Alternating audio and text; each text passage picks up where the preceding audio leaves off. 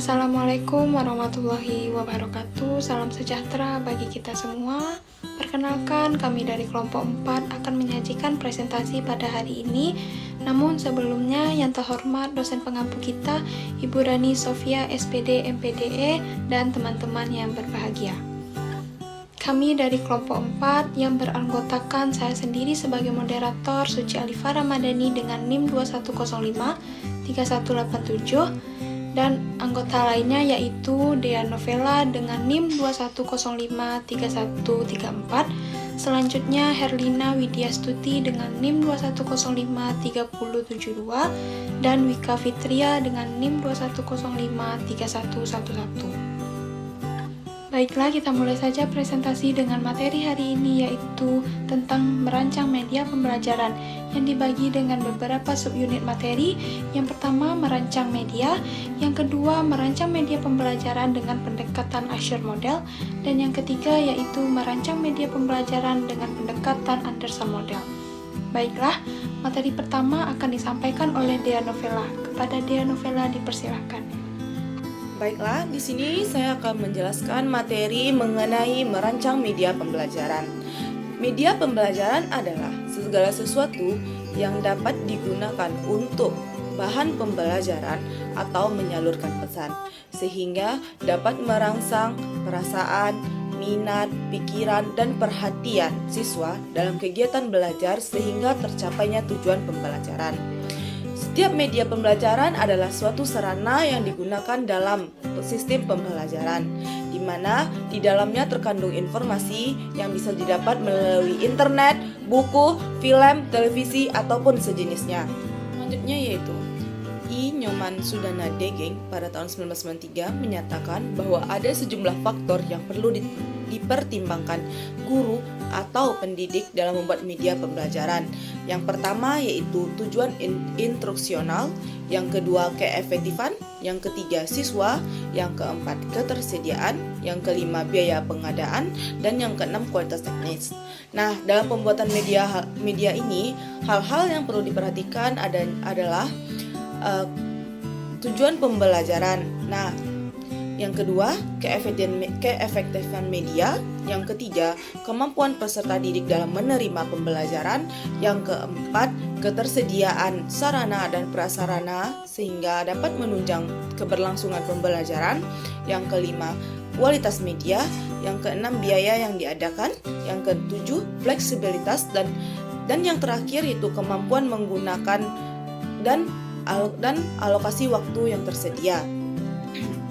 Media pembelajaran yang dapat digunakan tidak terbatas jenis dan bentuknya, tergantung bagaimana kita memilih media yang tepat dengan pembelajaran yang sedang kita laksanakan.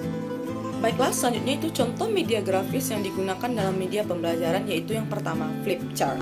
Flipchart sendiri adalah lembaran-lembaran kertas menyerupai kalender berukuran 50 x 75 cm atau ukuran yang lebih kecilnya yaitu 21 x 24 cm sebagai flipbook yang disusun dalam urutan yang diikat pada bagian atasnya.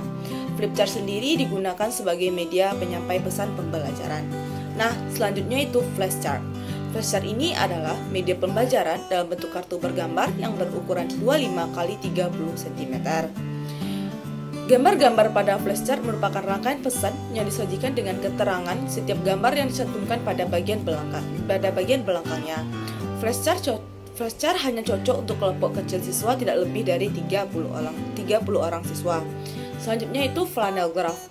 Flannel graph adalah media pembelajaran yang berupa guntingan-guntingan gambar atau tulisan yang ada pada bagian belakangnya dilapisi amplas.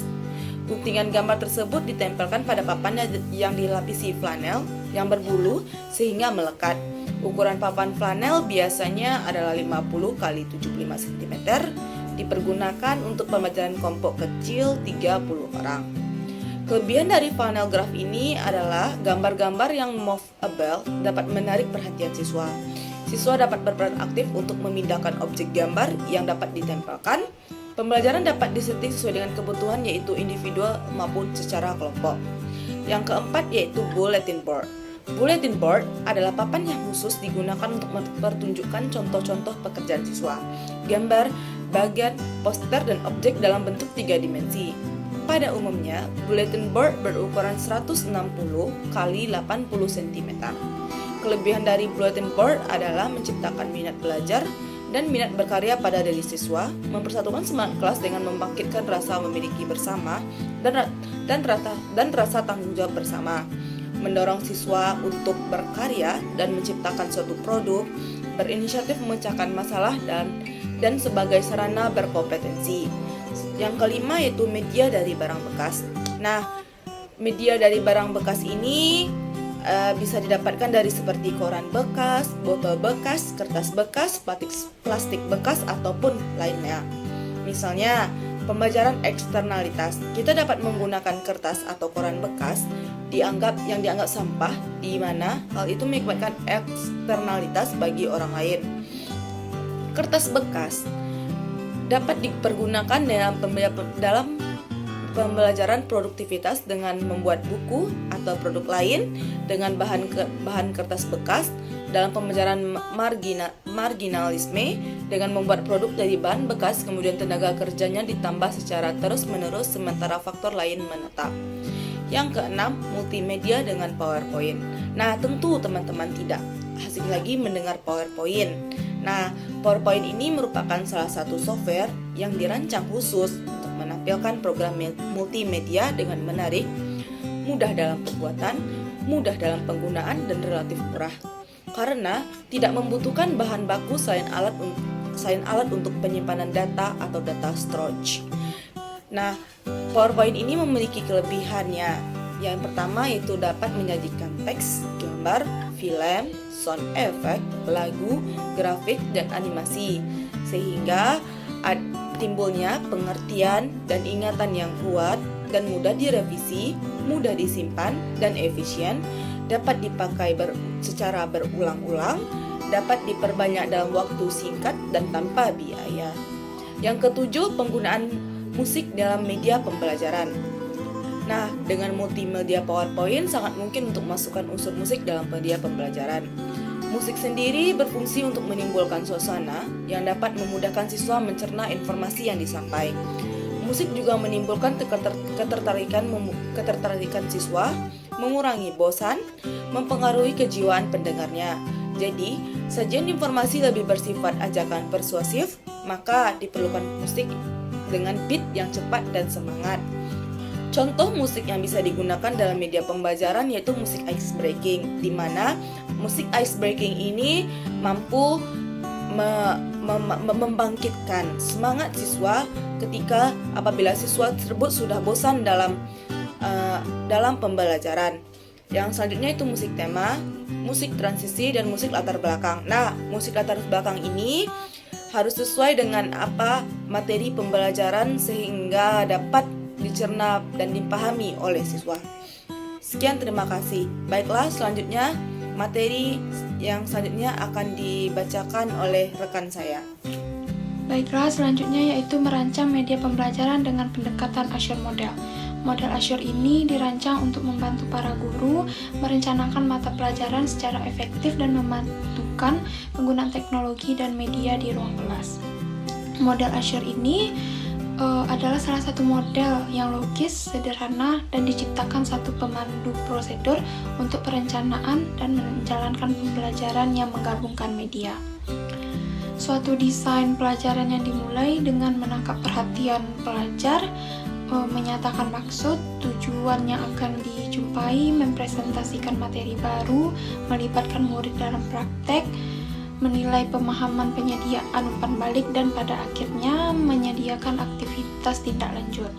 Model Azure sendiri dikembangkan agar dapat digunakan oleh guru, infrastruktur, dan pelatih dalam kegiatan pembelajaran khususnya yang memanfaatkan media dan teknologi di dalamnya. Setiap kegiatan belajar mengajar yang efektif perlu perencanaan yang baik. Tak kecuali pula pada kegiatan pembelajaran akan maju setelah melalui beberapa tahap. Gagne mengungkapkan desain materi pelajaran dimulai dengan membangkitkan keingintahuan siswa dan juga rasa keingintahuan pada materi yang baru, mendorong serta melatih siswa dengan umpan balik, menilai pemahaman siswa dan mendorong siswa untuk melanjutkan aktivitas yang mereka inginkan. Adapun manfaat dari pendekatan model Azure ini yaitu yang pertama sederhana, relatif mudah untuk diterapkan. Yang kedua, karena sederhana tadi, maka dapat dikembangkan langsung oleh guru. Yang ketiga, yaitu komponen KBM atau kegiatan belajar mengajarnya lebih lengkap. Dan yang terakhir, manfaatnya yaitu peserta didik dapat dilibatkan dalam persiapan untuk KBM.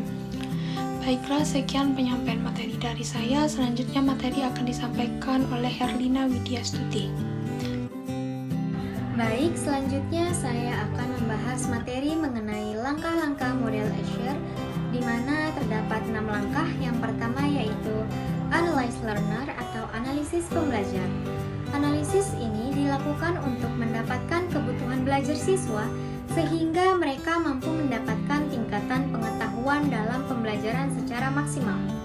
Yang kedua ada State Standard and Objective atau merumuskan standar dan tujuan, di mana tujuan pembelajaran akan tercapai jika peserta didik mampu mengekspresikan dan menampilkan bakat serta potensinya secara optimal. Nah, tujuan pembelajaran ini merupakan titik awal yang sangat penting dalam proses perencanaan pembelajaran, sehingga baik arti maupun jenisnya perlu dipahami betul oleh guru. Yang ketiga yaitu teknologi, media, and materials atau memilih strategi, teknologi, media, dan materi. Pada tahap ini, melibatkan perencanaan dan peran guru dalam memilih strategi, teknologi, media, dan materi.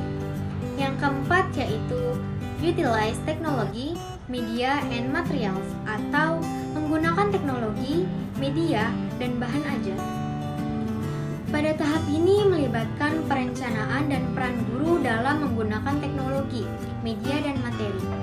Sebelum memanfaatkan teknologi, media, dan bahan ajar yang ada, sebaiknya kita perlu memperhatikan langkah-langkah seperti yang pertama ada pratinjau teknologi, media, dan materi. Yang kedua, mempersiapkan teknologi, media, dan materi. Yang ketiga, mempersiapkan lingkungan. Yang keempat, mempersiapkan pembelajar.